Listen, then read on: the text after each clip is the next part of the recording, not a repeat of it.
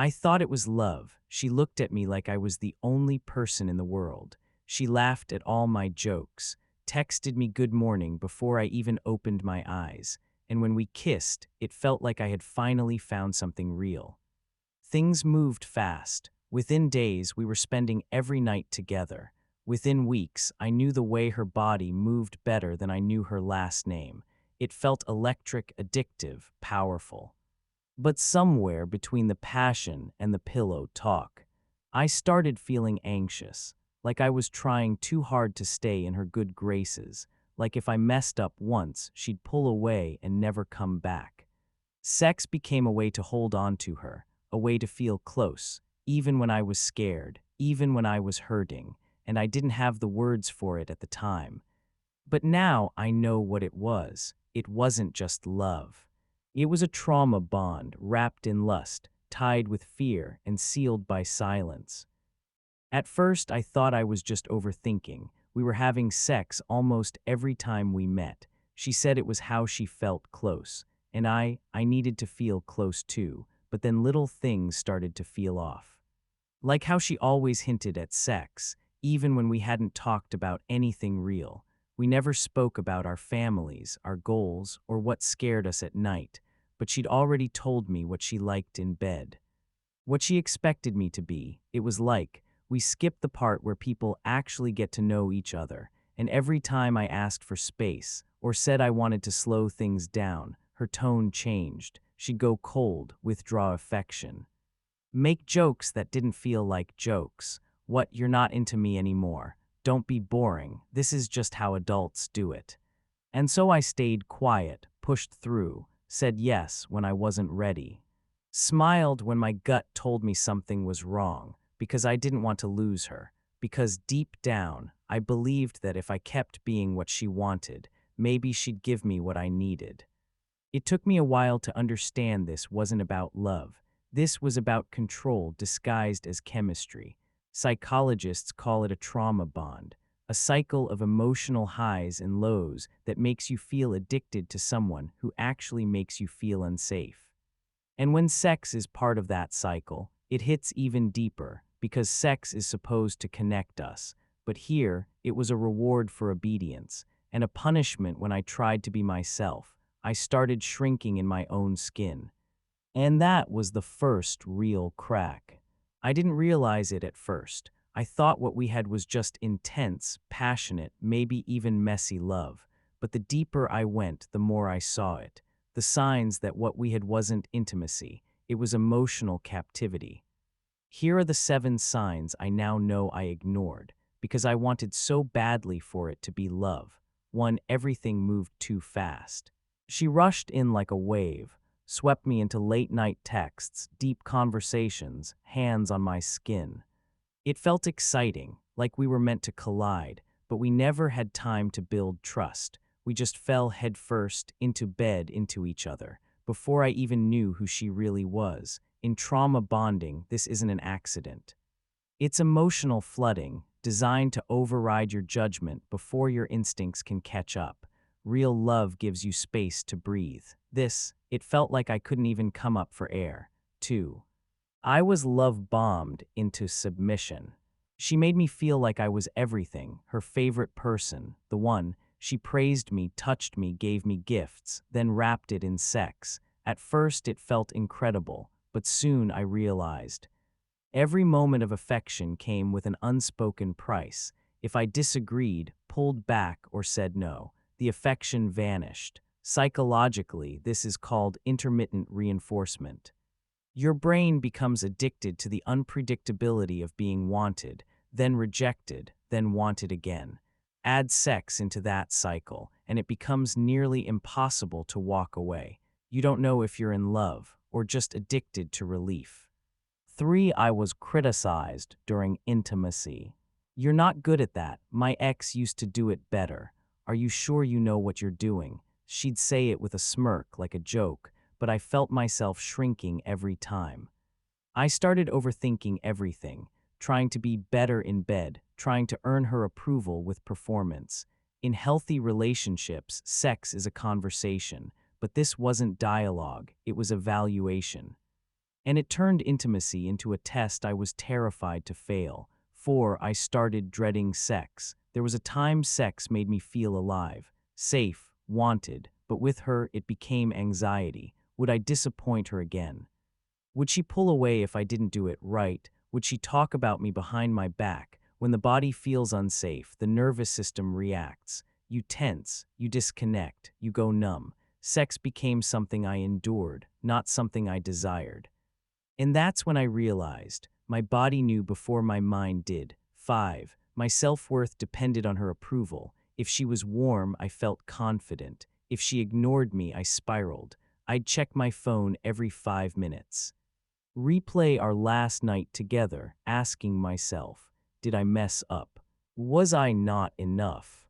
I wasn't living for love. I was surviving for validation.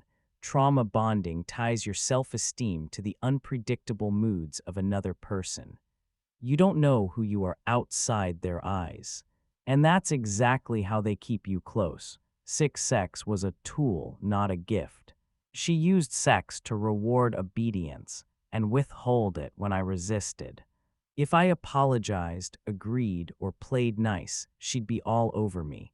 But the moment I stood up for myself, she'd freeze me out like I didn't exist. Intimacy stopped being a bridge between us. It became a leash, and I chased it. Because sometimes being used felt safer than being alone. White heavy check mark 7. We used sex to avoid the truth.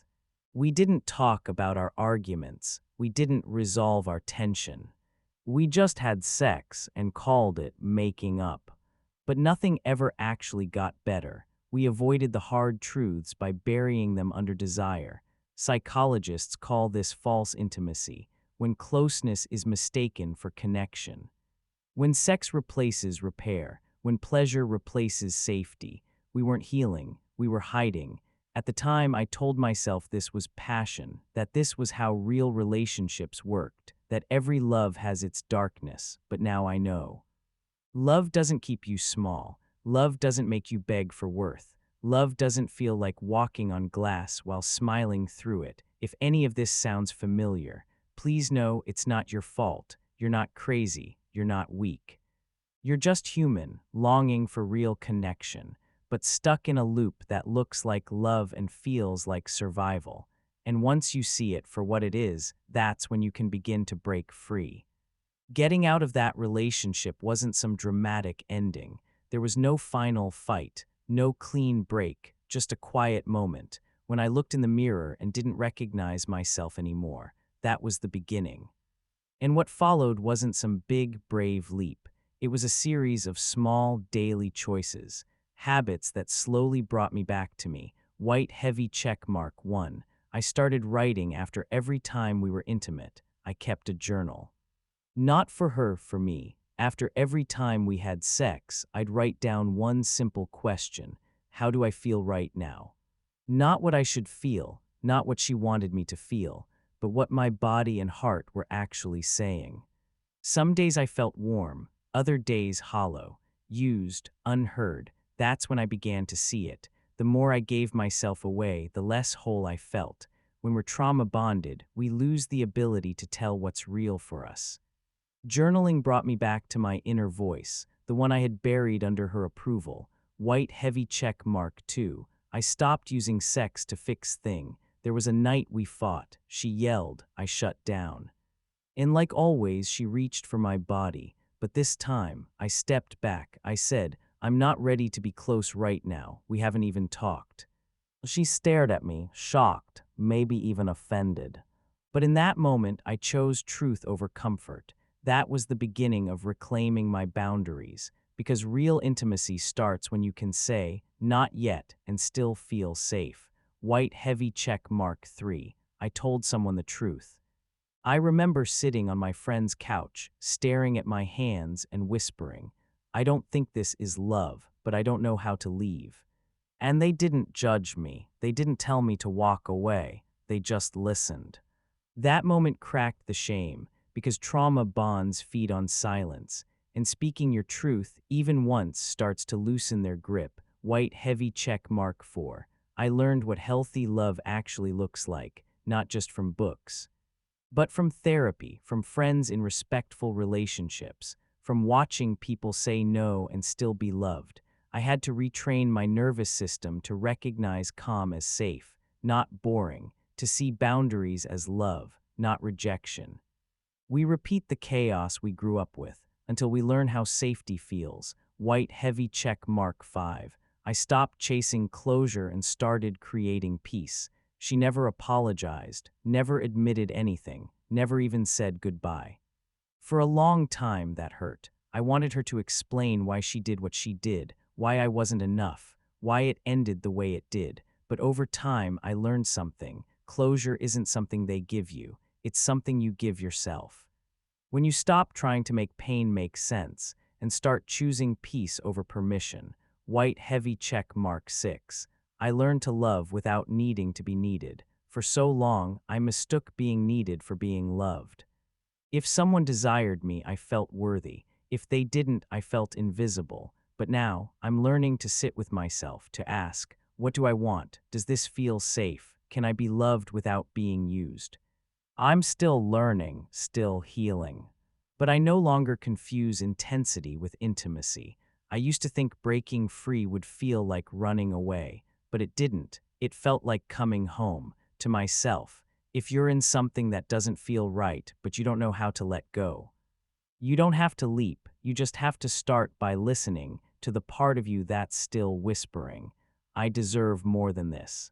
If I could sit across from the version of me who stayed, the one who made excuses for her, who thought this was the best love he'd ever get, who kept giving his body just to feel close, I wouldn't yell. I wouldn't say, why didn't you leave? I'd just say this. I see how hard you're trying. I see how much you wanted this to be real, and none of that makes you weak. It makes you human. Because that's what trauma bonds do. They make you confuse attention with affection, control with care, lust with love, survival with safety, and when sex is part of that bond, it cuts even deeper because it touches your body and your worth. But here's what I learned. In the quiet mornings, in therapy, in the nights I sat with my pain instead of trying to numb it, you can unlearn chaos. You can retrain your nervous system. You can find people who love you gently. And you can come back to yourself without asking for permission. So if you're watching this and something in your chest feels heavy, like I just read a part of your journal out loud, please don't scroll away from that feeling. That's not weakness. That's your body whispering, it's time. Time to stop performing. Time to stop proving. Time to stop surviving love that only hurts. You don't have to lose yourself to be loved. Hi day, Psych. If this video helped you name something you couldn't explain before, tell me in the comments. I read them. I really do. And you never know who else might need to hear your story just to feel less alone.